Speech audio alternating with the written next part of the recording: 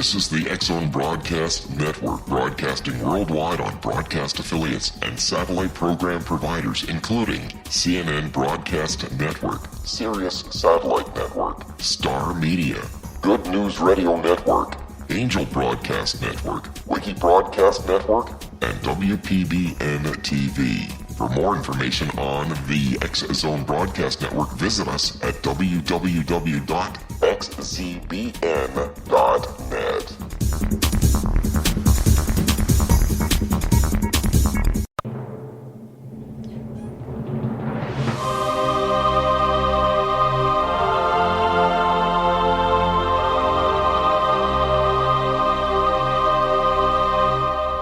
The Science of Magic with Gwilda Wiyaka is largely an opinion talk show. All opinions, comments, or statements of fact expressed by Gwilda Wiyaka's guests are strictly their own and are not to be construed as those of the Science of Magic or endorsed in any manner by Gwilda Wiyaka, Relmar McConnell Media Company, its affiliated networks, stations, or employees.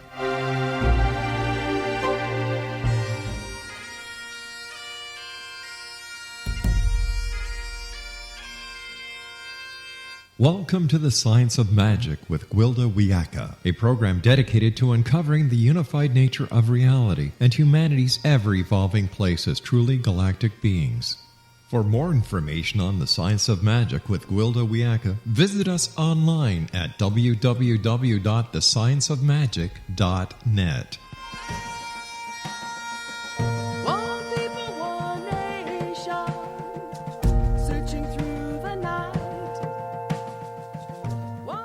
Welcome to the Science of Magic, a program combining the science and magic of today's leading topics to co-create new solutions and promote evolutionary thinking.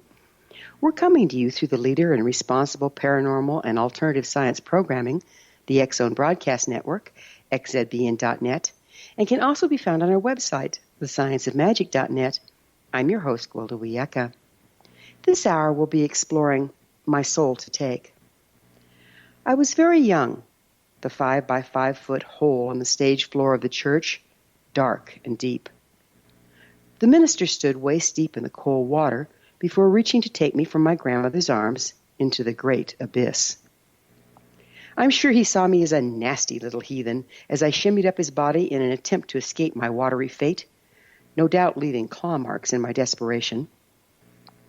My terrified screams echoed off the vaulted ceiling until, with no little glee, he muttered something about sin and dunked me under, head and all. It seemed like forever before he brought me back to the surface, gasping, sputtering, and trembling. During my time underwater, I became convinced they were going to drown me, like my grandmother had threatened to do with unwanted barn kittens. I left something in that watery grave, but it was not my terrible sin. I left my divinity. I left my connection with God. After all, in my little child's mind, if I was so defective that even God dictated they should drown me to wash away my sin, I must be bad indeed. I've been judged and found wanting. God found me lacking, not worthy to be in his presence. My nighttime prayer, if I should die before I wake, I pray the Lord my soul to take, became a threat of doom. Through the experience of baptism, I became convinced God wouldn't take me. And we all know what that means. I'd be left to the red guy with a pitchfork, horns, and pointy tail. My grandmother didn't understand why I was suddenly terrified to go to sleep. At the age of 4, I had no way to explain to her I was afraid I'd die before I woke up. My dreams were plagued by the minister's grim face, distorted by the surface of the water as I looked up helplessly. I saw the red guy in the shadows of my bedroom, but the worst was the feeling of shame and hopelessness. The thundering blow came in Bible school when I was informed that Jesus died for our sins. I'd always loved Jesus. I treasured the little picture my grandmother had given me of the kindly blue-eyed man holding a lamb. Maybe God had no use for me, but I was assured Jesus loved little children. Surely that meant he loved me too, didn't it? Now, come to find out, he died because of my sin? And what exactly was sin, anyway? I spent a great part of my adulthood researching that very question. From degrees in psychology and religious studies to extensive training in shamanism and esoteric practices, I pondered the concept of sin and found myself none the wiser. No matter how I studied the scriptures, though I found references to us being made in God's image, I couldn't find why we were supposed to have been born flawed. Totally frustrated, I finally formed my own hypotheses, based upon numerous studies. When we're born into the world, we have to leave the land of unity or spirit. Sin is the suffering one endures as a result of separation from spirit or from God. Now that made sense to me. It wasn't something we did wrong, but rather original sin is the original separation. Forgiveness could then be achieved by reconnecting with spirit, a worthy endeavor I've wholeheartedly pursued ever since. But what do I know? Our guest this hour may have some enlightening viewpoints on the subject of original sin. With us this hour is Danielle Shroyer, an author, speaker, pastor, and founding member of the emerging church movement. She's the author of Original Blessing, Putting Sin in Its Rightful Place, Where Jesus Prayed, Illuminations on the Lord's Prayer in the Holy Land, and The Boundary Breaking God, an unfolding story of hope and promise. She holds a BA from Bayer University and a Master's of Divinity from Princeton Theological Seminary. Danielle lives with her husband and 2 children in Dallas, Texas. After this commercial break, I'll introduce Danielle, and together we'll explore sin, blessing, and divinity. So don't go away. You're listening to The Science of Magic. Our current episodes are aired daily on the X Zone Broadcast Network, xzbn.net.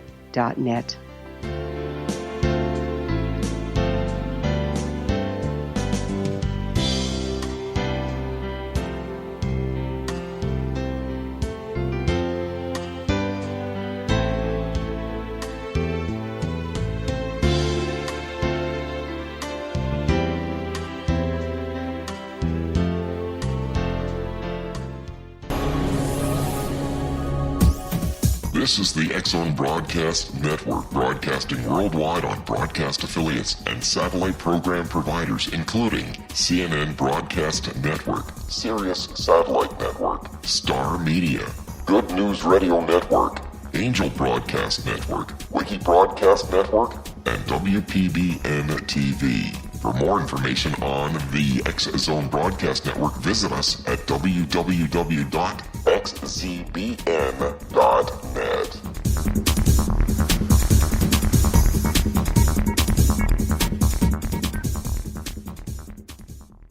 How would you like to be able to read other people's minds? Well, the next best thing is here. When you know how to read a person's name, you know how the person thinks, feels, and behaves.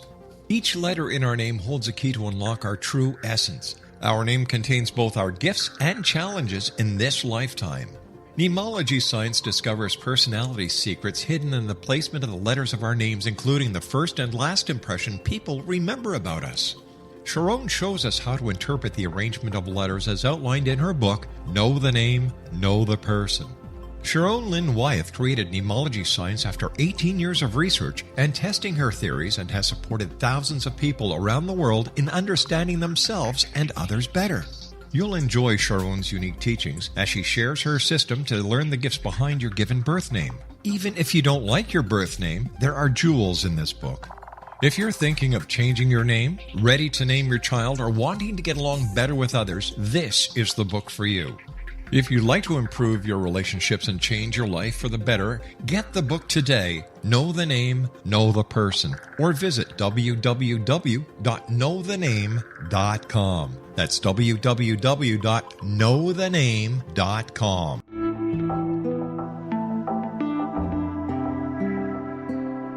Take a step back in time and discover old Florida cuisine at Marsh Landing Restaurant in Fellsmere, Florida. Enjoy delicacies such as frog legs, gator tail, catfish, and swamp cabbage, or enjoy the more traditional cuisine such as hand-cut Angus steaks, ribs, and seafood. Join us for breakfast with a southern flair featuring sweet potato pancakes, biscuits and gravy, and much more. Planning a party? Marsh Landing's private dining rooms can accommodate groups from 8 to 80 people. While you visit, enjoy the historic pictures, artifacts, and stories that line the walls. Marsh Landing is truly a unique experience.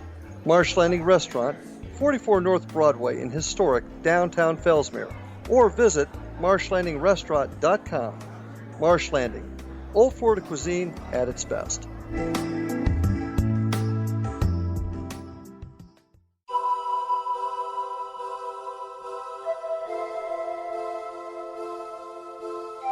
If you're a seeker, don't miss the inspiring book Shamanic Awakening, Between the Dark and the Daylight. This remarkable work chronicles shamanic counselor and indigenously trained dream decoder Sandra Cochran's 35 years of experience with diverse wisdom keepers throughout the Americas. Sandy's initiations across the British Isles, Turkey, Greece, and Egypt, combined with her knowledge of symbology, psychology, and myth, influence her dream blog and workshops. Sandy offers private readings, sacred international journeys, a meditative CD, and her book, Shamanic Awakening, to encourage you as you navigate your earth walk and create a deeper connection to yourself. Find this and more at her website, starwalkervisions.com.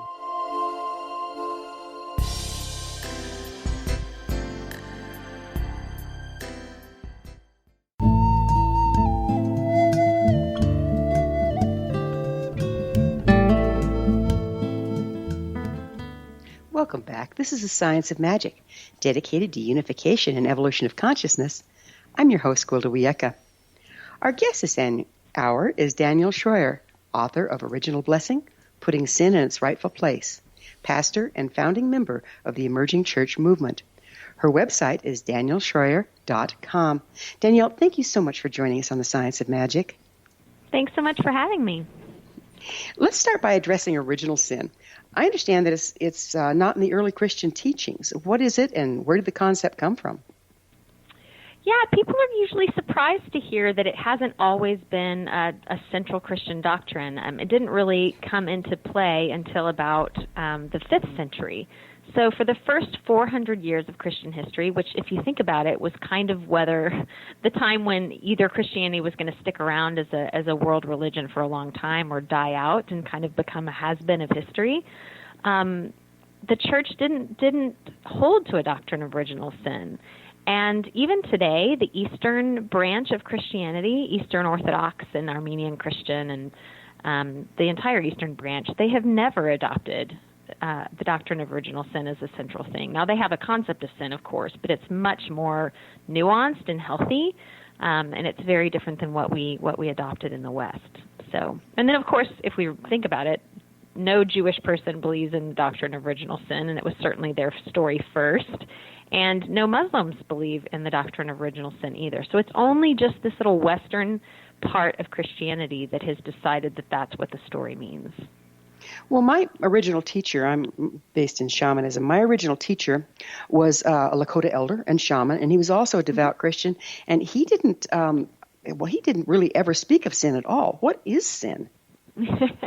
Yeah, I have a couple of Native American Christian friends as well, and they're the way that they talk about sin, if they talk about it, is definitely much more healthy and nuanced. The broadest way of talking about sin, perhaps, is to say that it's maybe a movement away from life, is maybe the way that I would define it. So you move toward destruction or degradation or disconnection. And something that would move you away from that sense of unity, like you talked about, would be something that maybe one could label sin. Yeah, that's one way of looking at it. So, like moving away from your natural expression? Yeah. Yes. Yeah, that agrees with the shamanic viewpoint as well. As the stronger we are in our natural expression, the closer we are to the way we were made. And guess who made us, right? Yes, exactly. And a sin is something that takes us away from who we are, not something that expresses who we are, which is how I see that differently than people who believe in original sin do. So if we're standing more in the true expression of who we are, does that place us closer to all that is / God? Yes, and that's really my point in trying to encourage people to think about original blessing instead of original sin, because original sin starts by saying, hey, you're separated from God. There's this problem of disconnection that you have, and you need to fix it, but you can't fix it, so you need Jesus to fix it. But even after Jesus fixes it for you, you're still always going to be disconnected because you have this sin nature and it never goes away. Whereas original blessing is a way of saying, did you know that you were born connected to God and to all of creation? You were designed for connection. And regardless of how you're doing with that connection right now, know that that's actually the heart of your being. That's who you are at your core. And you can always return to that place. So what is baptism and where did it originate?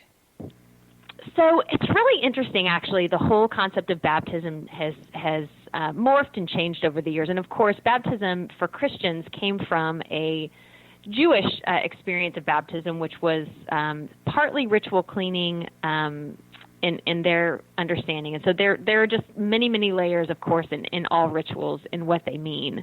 But at least in Christian experience, to me, there was this switch between baptism being a symbol of death and rebirth to baptism being a symbol of being washed away from washing your sins away. And of course, sin is always part of the act of rebirth. Like you say, okay, I'm having my sins washed away because it's part of being reborn. But it wasn't the central thing. It wasn't the main part. And I think what happened in Western Christianity is that they made baptism only about the removal of sin. And it was kind of convenient because you could only have that removal of sin if you came to the church and got it. So it was a nice little encouragement to get people to come to church because it's the only place you could get that washing that you needed. Yeah, and don't forget to pass around the plate, right? Yes, right. Yeah, make sure you're here. And by the way, here's your, offer up your tithes. Exactly. So I find it interesting the way that in the shamanic practice, in order to reunite with our natural expression, sometimes there's rituals used that use the element of water or air or earth or fire. And water is really commonly used, particularly in Celtic shamanism, which is attached at the hip to Catholicism. So I wonder if those relate. What do you think? Yeah, I do think they relate, and I think there's something really powerful about using our natural world to reflect these large sort of spiritual realities that we're trying to express. I love the fact that ritual always pulls in something tangible, and to me, certainly in Celtic spirituality, water is really powerful, and even in like Jungian psychology, water is this deeply primal feminine energy that is about birth and rebirth. And so we can even connect it to that and say that there's something womb-like about this act of going underneath the water and coming back out of the water. So what does it mean to be saved? Well, that's the million-dollar question, right? I think it means something much broader than just Jesus died for your sins, which really isn't technically what the gospel says anyway. If anything, Jesus died for your death, I would say, is maybe more specific. And certainly, again, your sin is caught up in that. But it's an act of saying being saved is the practice and act of allowing God to help you reconnect with all things, but also your own human choices in connecting to those things that are going to bring you life. And so salvation is something that's done to you by God. I would say there's something that's like that we can't do about it, but it's also something that we are designed to do. And so we are active in our own salvation as well. And I think we underestimate that often in the way that many Christians in the West talk about it. So are you talking about salvation like the act of reconnecting with all that is? Yeah, I would say it's simply the act of deciding to move toward life in all the things that you do. That's the end game. I mean, the point of life to me, at least in Scripture, is life and wisdom. That's why we're here. And so that has to come through connection with other people. What benefit is there in convincing us of our supposedly sinful nature? What was the purpose of that? Yeah, I don't actually know. I think it's a terrible, I talk about in the book about that being like the elevator pitch of American Christianity. Is there something wrong with you and you have this sin nature? And I don't find that compelling at all. I think it's much more compelling to say, did you have any idea that you're connected to all of creation? And to me, that's a much more compelling story. So I would much rather spend my time talking about that. Well, it does make a lot more sense in the Scriptures where it says we were created in God's image. Yeah, definitely. definitely. And although some people that maybe would believe in original sin say, yeah, we know that we were created in God's image, but then something changed, I would say, well, no, nothing changed. You can read Genesis 3 a million times, and there's no way in which it says that image of God was tarnished or harmed or permanently disfigured. It's just not in that story. So I think that's the thing that we rely upon. Yeah, I want to go into Genesis 3 later because that's a fascinating place to start. So, but what can you tell us about guilt and shame and how it's being used to control? Yeah, I do think that what's unfortunately happened when you focus on sin as like the big issue instead of it being about life and death and life being, of course, about connection, what ends up happening is that it's similar to what you were saying in your own experience, that there's a sense in which you feel like someone's out to get you, and that someone is God, which is, terrible because we're supposed to have this, I think, benevolent view of the Creator, and instead you have this deep fear and this sense that you just aren't ever going to be good enough.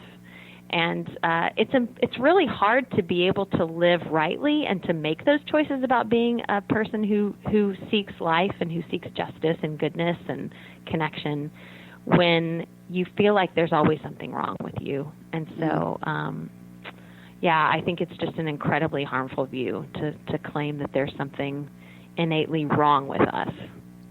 It seems like one of the arguments I've heard towards guilt is that it controls people and keeps them from doing bad things. Do you think without guilt to control them, people would do more bad things? I think that people make worse choices out of guilt and shame, actually. I think that if you really want to see people make wise decisions, or if you think of the people that you know who seem to be the most wise in the way that they choose to live their lives, they're not controlled by guilt or shame. And so I think there is something to say about people being certainly controlled by fear. I mean, if you look around America right now, we certainly see signs that people are allowing their anxieties and fears to dictate their actions in ways that aren't healthy or helpful. That isn't the best way. I just don't think that's the way we're supposed to be living. So guilt is pretty darned uncomfortable, and pretty soon we end up trying to get rid of it by projecting it on others. Do you see that as how we're acting out in a bad way as a result of guilt? Yeah, I do. And there's, I don't know if you've heard of mimetic theory. Rene Girard is a philosopher, but he says that basically there's this scapegoat theory that we all live into because of this guilt. And he says, we'll always find some scapegoat to put our fears and our blames on because we don't want to have it. And I think that's true. All the ways that we scapegoat other people and sort of make other people be paid and pay and be punished for the things that we're afraid of, that all comes, I think, from that place of feeling out of control of our own lives. And I think that if we empower people and say, you have what you need, everything is available to you, then we actually can release our sense of anxiety and make healthier choices. So we have just a little bit left in this segment. Isn't shame playing in here? The shame and combined with the guilt, creating the projection. Oh yeah, I mean absolutely. And it's as a pastor, I had so many people that were what we call recovering fundamentalists come to my church, and they had just been told for so long growing up that there were these things that were wrong with them that it just took so long to get out from underneath that shame. And, it's a beautiful process to watch when somebody finally decides to let go of that, because you see who they are actually start to manifest. You see them become creative, and you see them become empowered, and you see them just start to shine. And to me, that's the benefit of saying, this is not something worth living into. This shame is too heavy for me to bear, and it's unnecessary. We're going to have to take a break. Danielle and I will return to our discussion on the other side of this break, so don't go away. We're coming to you through the X-Zone Broadcast Network. Don't miss the other fine shows and hosts on xzbn.net, and there's a gang of them. You're listening to The Science of Magic, your resource for creative solutions in a changing world, thescienceofmagic.net.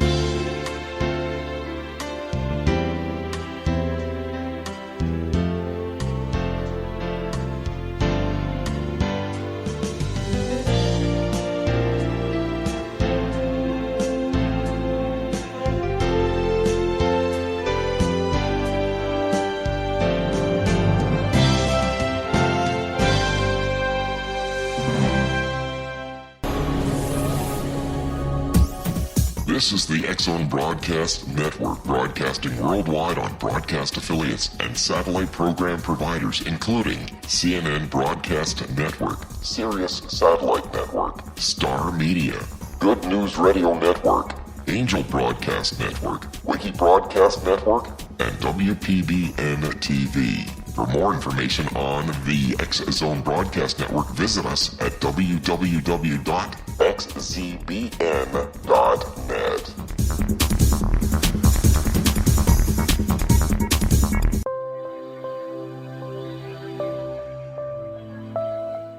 There's a legend shared by many indigenous cultures of a time when the nations were cast to the four corners of the world. Each nation was given a body of sacred knowledge that held a different portion of the truth to preserve. True reality could not be known until all the nations reunited, combining the information. If a single one was missing, the world could not be reborn and darkness would prevail. The Science of Magic Radio is dedicated to reuniting the sacred knowledge. With the understanding, none of us has all the answers, but together we can open new perceptions and possibilities. Through our combined vision, the world can be reborn into a place where darkness no longer prevails. Join me, Gwilda Wiyaka, and the Science of Magic daily on the X-Zone Broadcast Network, xzbn.net, or visit us at thescienceofmagic.net.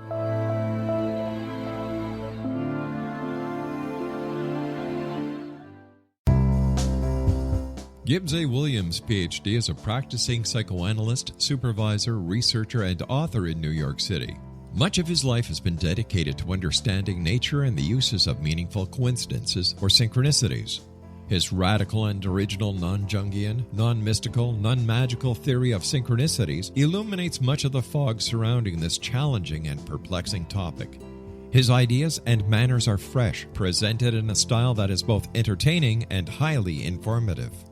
He is also an expert on crisis intervention, specially focused on violence reduction for the police and citizens, mastering anxiety, frustration, and stress without the use of medication, and effectively preventing and treating heroin addiction. Dr. Williams can be contacted at his email address at gwwilliamsny11@aol.com or visit his website at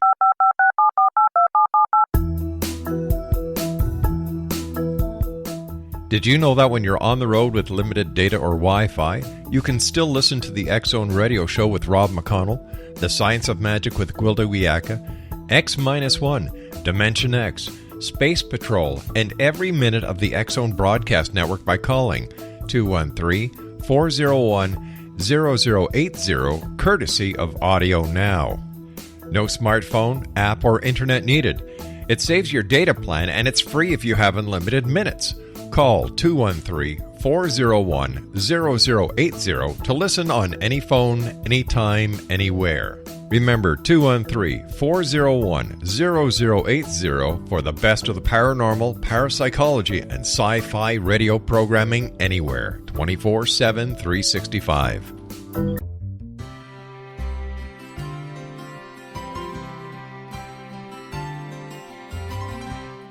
True healing must address 4 levels: physical, emotional, mental, and spiritual, for us to live joyful and productive lives.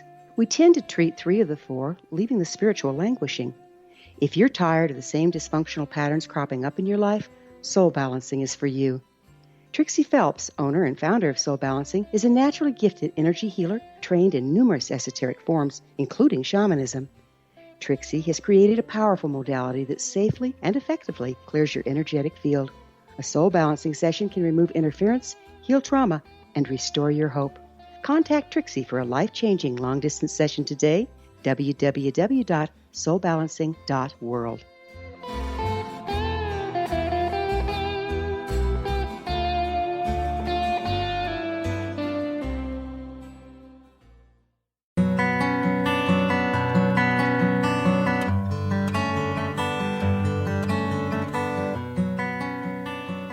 Welcome back. This is the Science of Magic, a place where magic and science come together to promote enlightenment. I'm your host, Gwilda Wiyaka. We cover what's hot. For in-depth exploration of leading-edge subjects from numerous authorities and viewpoints, join our email family to receive our topic-driven episode collections at thescienceofmagic.net. Our guest this hour is Danielle Shroyer, author of Original Blessing, putting sin in its rightful place. Danielle, let's talk about physicality. Again, my shamanic teacher said that God put us in bodies because we needed to be the bridge between spirit and the mundane. Do you see the current interpretation of sin causing us to judge against being in physical form? Gosh, that's a really large question. We could talk for 6 hours about that. I would say that, in my view, our human bodies are good, and they are not they don't keep us from doing what we need to do. So we are capable of channeling the divine through our bodies, not despite them, if that makes sense. And so, of course, I'm a follower of Jesus who thinks that in whatever form Jesus connected human and divine, that is actually something that we're all capable of living into as fully as he did, and that he actually tells us that, like, you will do even greater things than I have. And so I don't see the human body as something that we have to overcome or that we even have to see as secondary in any way, but that it's actually designed to be empowered by Spirit. Yeah, all his miracles happened through his body, didn't they? Yes, and in very physical forms, like picking up mud and, washing in water. Again, that water comes back and is in that way a symbol of healing. And so I think there's something wonderfully tangible about all the ways that Jesus was present to people. So where did the concept of him dying for our sins originate? What's that about? Yeah, that's another $1 million question. He certainly talked about dying for our sins as being part of it, but it was also, I think, an act of him being in solidarity with human suffering. We're all happy to say that Jesus was in solidarity with human joy or with human goodness or whatever, but the difficult times when we really are in dark places, to know that the divine one is present to us in those moments is really powerful. And so to me, what the cross shows is deep solidarity with humanity, even at our worst, that even in those places we're not beyond spirit or beyond goodness. Yeah, beautiful example. So let's go to Genesis 3. Tell us about your understanding of the story of Genesis 3. Well, actually, I just returned to not only the early church understanding of Genesis 3 in a lot of ways, but also a Jewish one. I studied Hebrew in school for a long time and really just fell in love with the Hebrew language. And it's hard to read Genesis 3 and get any sense in which you come out with the idea of original sin, because it's just not in there. It's not in the story. So to me, Genesis 3 is a story of coming of age. It's the story of two humans who are, of course, symbols of humanity in general, and they had a lovely childhood growing up in this garden where they were cared for and loved with this divine parent who gave them what they needed. But it was time for them to individuate and to grow up and to have to make the same kinds of decisions that they made in the garden outside of the garden. But if you read the text, it's obvious that they were never supposed to stay there. Like, God created this whole world, and the garden was only one part of this world. And so even when we think that a lot of the translations that we've read in the Bible say that God banished them, but actually it was God sending them away. And there's this sense of, like, peaceful benediction, like, go forth and do what you need to do. And so you don't get the sense that God is angry about it. It's just an act of, okay, well, now you've grown up and it's time for you to have to make choices in a world that's filled with both good and evil. So in that view, what was eating of the tree of the knowledge of good and evil? What does that stand for? I think that stands for just coming of age. Like, you become a teenager and think, it's time for me to question what my parents tell me, because it's not my choice until I realize that I have one. And so God wants us, I think, to reflect love back and to reflect connection back. But at some point we have to make that decision for ourselves and do that because we want to do that, not just because it's the only thing we know. And so to me, the knowledge of good and evil, that tree, is we have to partake of that and imbibe that for us to actually grow in wisdom. So it's kind of like polarization and judgment, good and evil. are you saying that we have to move into polarization before we can evolve back into unity? Well, yeah, I mean, I would maybe say in a Jungian sense, it's like you have to confront your shadow, maybe, that there's this sense in which you don't negate the parts of yourself that are maybe going to sometimes make the wrong choice, or the desires that you have that are sometimes good and sometimes geared towards things that are destructive. That you take both of those things and you receive them totally, instead of saying, I'm only going to pay attention to this one side. And when you do that, you come to acceptance about the fullness of your humanity, and in that you find, I think, a sense of transformation, and you have grace upon yourself and others to where you're able to be compassionate and empathetic, and maybe have your eyes more wide open. So that takes us right back full circle into full acceptance of ourselves as the way to unify. Yes. And I think that's what makes justice possible. Like we can see injustice in the world and say, that's not right, which is a negation, but it's an important negation because it's standing up for life and connection. We say we see that disconnection and we're not okay with it. And so I think that eating of the knowledge of good and evil is an act of saying we're making space for all kinds of things, rebellion, yes, but also justice, and that's important. You can't unify a thing if you can't see it, right? Yeah, right. Okay. And there's no sense in which, as innocent as kids are, I mentioned Peter Pan in the book because I think it's a good example. Like, if you just are unwilling to grow up and see the world in all of its fullness, goodness, good and bad, you end up being Peter Pan, and that's nobody's desire, right? The way that you become someone like Gandhi or Thomas Merton or the Buddha is because you've seen and experienced all of human experience, and then you're able again to move toward unity even despite that, and that's the real maturity, I think. Many spiritual texts and teachings and stories contain messages that are metaphorical.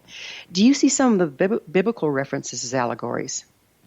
I see most of them as allegories. Yeah, I don't take very much literally. I mean, well, I say that. I take some of the things literally, but particularly in Genesis 3, I mean, this is supposed to be a deeply metaphorical story about the origins of humanity and who we are and who we're supposed to be and the meaning of life. I mean, there's a lot of really big things in there, but I don't take it to be this literal story, and I think it gets really complicated when we try to read it that way.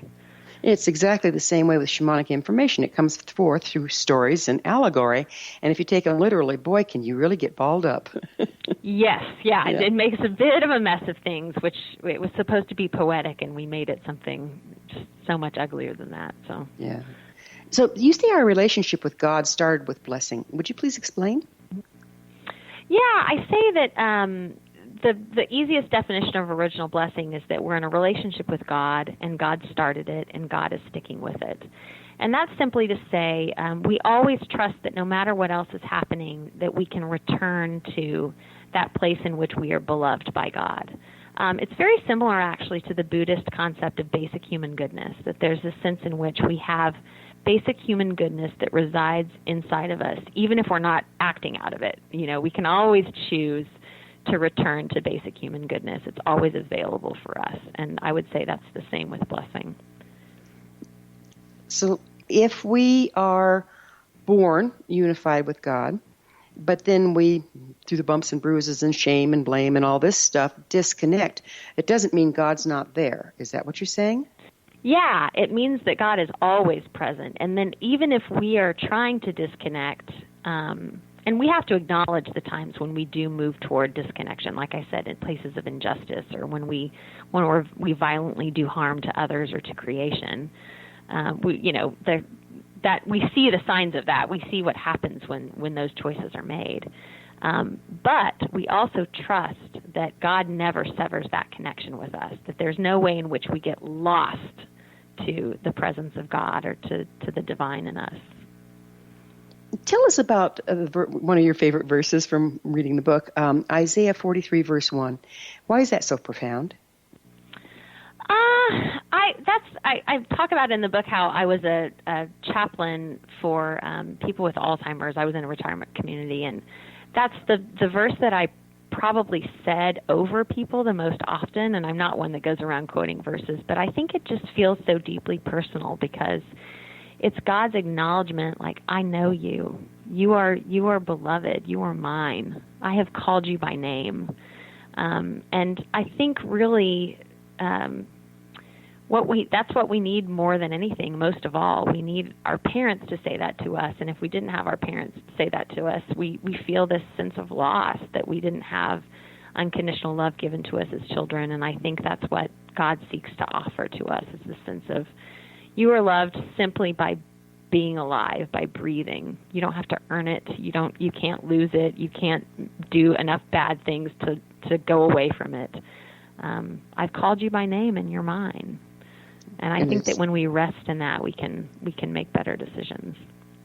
It is such a beautiful verse, and the concept of being whole within yourself and being okay like you are is viewed as a shamanic access to the other world. That you can't move through a facility that isn't accepted and embraced. How does that relate to what you're telling me? I would say that there's a sense in which that's what incarnation is, right? Like this connection between the human and the divine, and that you are aware of the fact that you can be present to the spiritual reality in all things because you're open to it, and maybe because that original blessing designed you to be able to see it and notice it and live into it. The reconnection, does that come through metaphor as well? Like the messages we get in current time. Yeah, I think it does, but I would say sometimes it just shows up in physical ways too. Like I'm sure you've had experiences where you think, oh well, that metaphor just became like a neon sign out my door, or there's a bumper sticker that is exactly telling me what the universe needs to tell me right now. So I don't know if that's what you're getting at, but I think that that sometimes we see even in the physical world like this thing that reminds us of this bigger spiritual reality, and we're kind of hit over the head with it, or we feel it physically in our bodies because of it. We're going to have to take another break. Danielle and I will be back shortly, so don't leave us now. This is The Science of Magic, thescienceofmagic.net, your resource to altruistic professionals of science and the esoteric working to create common ground for the betterment of our world. We're in this together. Your thoughts are very important. If you have any comments or topics of interest to suggest, please email me at info@thescienceofmagic.net.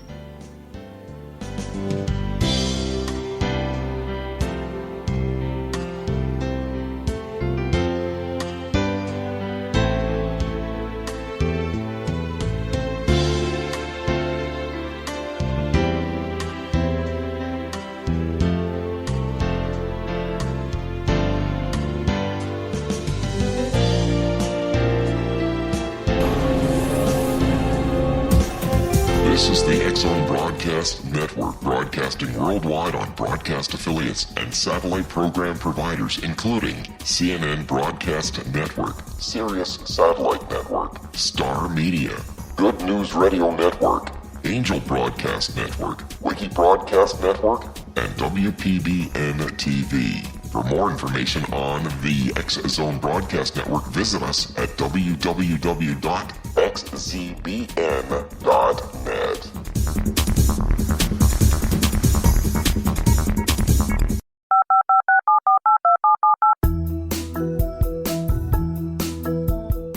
Did you know that when you're on the road with limited data or Wi-Fi, you can still listen to the X-Zone Radio Show with Rob McConnell, The Science of Magic with Gwilda Wiyaka, X-1, Dimension X, Space Patrol, and every minute of the X-Zone Broadcast Network by calling 213-401-0080, courtesy of Audio Now.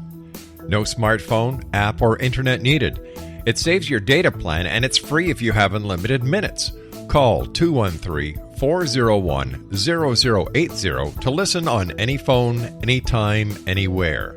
Remember 213-401-0080 for the best of the paranormal, parapsychology, and sci-fi radio programming anywhere, 24/7, 365.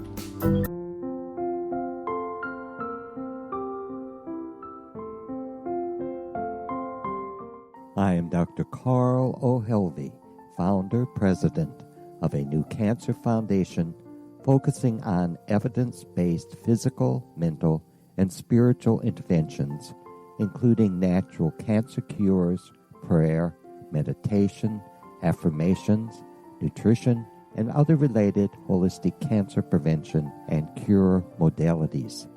These are used in cancer education, research, and financing care. I ask for your help to continue this important work by donating at www.holisticcancerfoundation.com.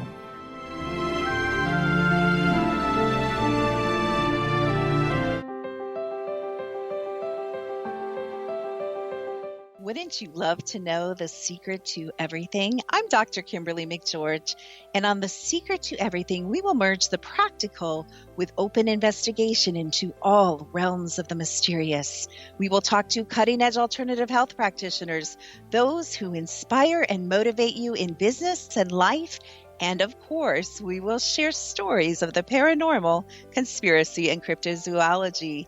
You will transform because of the frequency I carry, the frequencies my guests carry.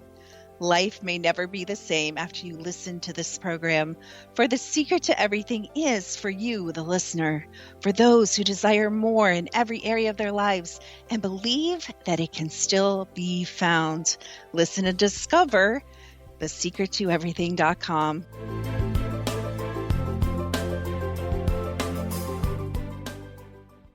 Little children aren't the only ones afraid of the dark. Millions of soldiers return from war zones with PTSD, anger, frustration, fear, and loneliness, much of which surfaces during the darkness of the night. You have the chance to change the lives of these American heroes. Songs and Stories for Soldiers.us provides free MP3 players for these men and women. With a list of 3 million songs in 16 different styles, 100,000 audiobooks, and 30,000 old-time radio programs, every veteran can find something to soothe and comfort them at no cost. All our players contain an 8-hour audio program designed to help veterans fall asleep. With 1,500 plus vets now participating, it's our goal to deliver 10,000 audio players this year. Go to our website at songsandstoriesforsoldiers.us. Help us help a veteran make it through the night.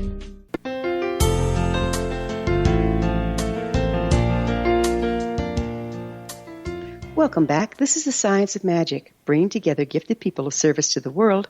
I'm your host, Gwilda Wiyaka. What's up in your world? Email me at info@thescienceofmagic.net and suggest a topic that's on your mind. You're probably not the only one interested. Our guest this hour is Danielle Shroyer, author of Original Blessing, Putting Sin in Its Rightful Place. Danielle, one of the things that we're bridging here with science and magic and shamanism and spirituality is how we can get current day information from spirit, from the invisible realm, and translate it into our daily lives. What do you have to say about that? I think most major religions have spiritual practices that sort of open up a space for that to happen. So prayer and meditation, I think, would probably be my quickest go-tos to answer that question, of ways that we can sort of have open communication with God and hopefully respond in kind in the way that we receive those things. You know, as we were going into our last break, you were talking about how sometimes these messages become very physical, something that an omen or whatever that happens in your daily life. Would you mind giving an example? Oh, gosh. Yeah, my spiritual director, who's actually Native American as well, talks about that a lot. Like you sort of have to pay attention not only to your waking life and your dreams, but just these things that sort of manifest. So I would maybe say, I remember a number of years ago I was just struggling through a change and needing to make some big decisions, and I actually got pneumonia. And I'm never sick, and I was just out for a couple weeks, and I went to go talk to my spiritual director, and she said, "So what you're saying is you can't breathe?" And I thought, "Oh, right, yes, this is it, you know." So it was a physical manifestation of this sort of spiritual struggle that I was going through. And certainly when we read about the saints and the mystics, you hear things like that all the time, that they sort of physically had these ways of being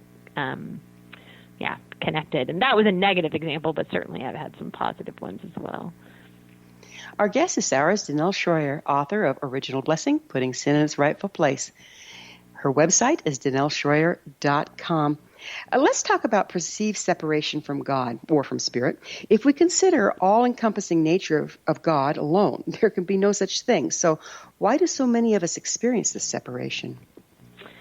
Yeah, that is a really good question, and I don't actually know the answer to that. I think that it is a false perception, and I do know that, of course, as humans, we get false perceptions all the time. We think that somebody was rude in an email when they didn't mean that at all, or we think that somebody doesn't like us when they like us just fine.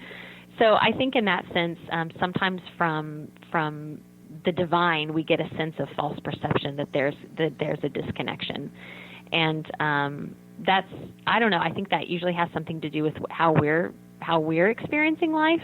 But my sort of response to that is I think the truest and deepest reality of creation is connection.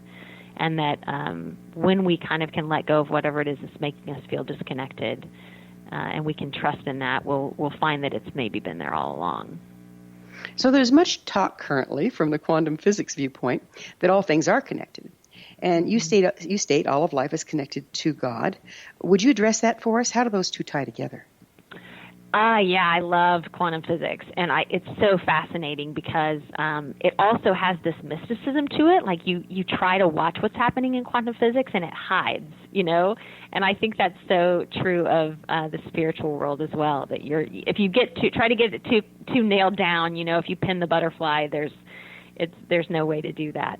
But yeah, I do think that there are these sort of multiple layers of reality going on at all time. And of course, yesterday we found out that there are all these other planets that are potentially habitable that they just found. Did you hear that news yesterday? No, that's exciting. Yeah, 3 for sure Goldilocks planets that are capable of producing life. In the TRAPPIST galaxy. But anyway, we're learning all the time that we really don't know as much as we think we know about the universe. But what we do know, it does so point deeply to connection. And so I think even when we're not feeling that emotionally, we can sort of rely on the science of the thing and say, connection is the fabric of the universe. That's just the truth. Isn't it fun to watch science and magic or spirituality come together in these days? Yes. It's always really enlightening. It really is. Let's talk about love. Where does love play in here? Well, certainly love is about blessing, about resting in that sense that you are loved no matter what. And I do think that that's the way that we can stay connected to one another and to creation, is that we seek to do right by the environment, because there's a sense of belovedness that we have for the trees and what they provide for us, and for the water and what it provides for us. And that, of course, there's a sense of belovedness that we receive when we are sitting at the top of a mountain and looking over all of that beautiful creation and acknowledging that. So I do think that love undergirds and allows for creation, or for connection to happen. So how does God relate to love? Well, I think the simplest definition of God is love.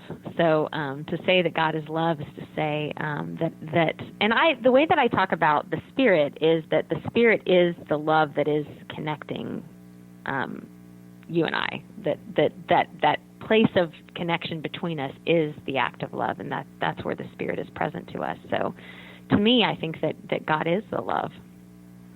You say, and I quote, every religion in the world lives at the intersection of the presence of the divine and the reality of humanity. Would you explain what you mean there?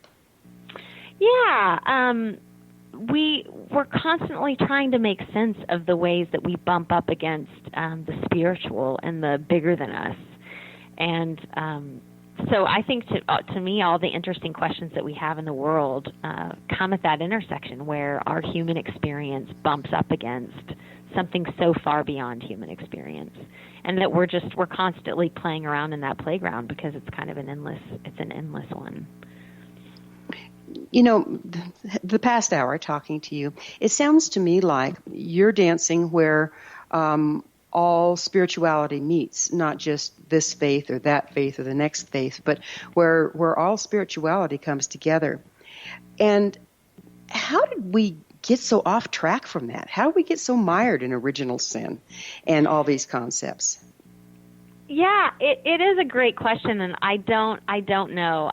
It saddens me to think of how Western Christianity has become so mired in something that I perceive to be so negative and so against the task of humankind. And I don't really know where we got here, how we got here. It's heartbreaking. So I hope that as people look around at the problems that we're having and recognize that whatever we're trying to do to fix those things aren't working, maybe they'll realize, oh, there's got to be a better way to address this. And to me, connection is always going to be the better way. Love is going to be the better way. Peace is going to be the better way. And even though they're harder in a lot of respects, I think that, I don't know, the proof is in the pudding, right? Who is upset when they choose love? There you go. So what's holistic spirituality? That's just a sense in which you try to acknowledge wholeness instead of seeing humanity or your body as something broken or something that's needing to be fixed. You take your whole experience of life and you include all of creation inside of that and say that whatever spirituality you have, it has to make sense in a full sense. And so instead of saying you're wrong or you're bad or you're separated or disconnected, you say instead that there's a wholeness that's integral to the way that the world is made, and that is where you're supposed to find yourself. We have about a minute left or two. What would be the first step that you would suggest for people to start to embrace the original blessing and step out of the shame? I have often encouraged people, if they do feel like shame is overwhelming them, to just take 5 minutes a day and to sit in meditation and just to allow that word beloved to be spoken over them. That Isaiah passage that I have called you by name, you are mine. If you can meditate on that every day and try to release yourself from that shame and realize that there's this undergirding connection and love and belovedness that you have, that's a good practice. How does original blessing help us find a more holistic spirituality? I think because it returns us to that connection, it reminds us that we're not aliens, that we're not foreigners, but that we are designed specifically to be in relationship with the divine, and that we have all that we need to do that. Well, Danielle, it's been a real pleasure sharing thoughts and feelings from very different standpoints, from science, from magic, from religion, and from shamanism. So it's just been a pleasure having you on. I can't thank you enough for being here. Do you have anything? Thank you so much. Yeah, do you have anything to share in parting? I just want to thank you for having me on today. It's been an interesting conversation. It's been a lot of fun. Hopefully we'll do it again sometime. Our guest this hour has been Danielle Shroyer. She's the author of The Original Blessing, Putting Sin in Its Rightful Place. She's a pastor and founding member of the Emerging Church Movement. Her website is DanielleShroyer.com. That's DanielleShroyer.com. This has been The Science of Magic. For in-depth exploration of leading-edge subjects from numerous authorities and viewpoints, join our email family to receive our topic-driven episode collections at thescienceofmagic.net. Love to hear from you. Comments, questions, suggestions, email me at theinfo@thescienceofmagic.net. Till next time, dear ones, may you be blessed with knowledge and comforted with love as you embrace the original blessing.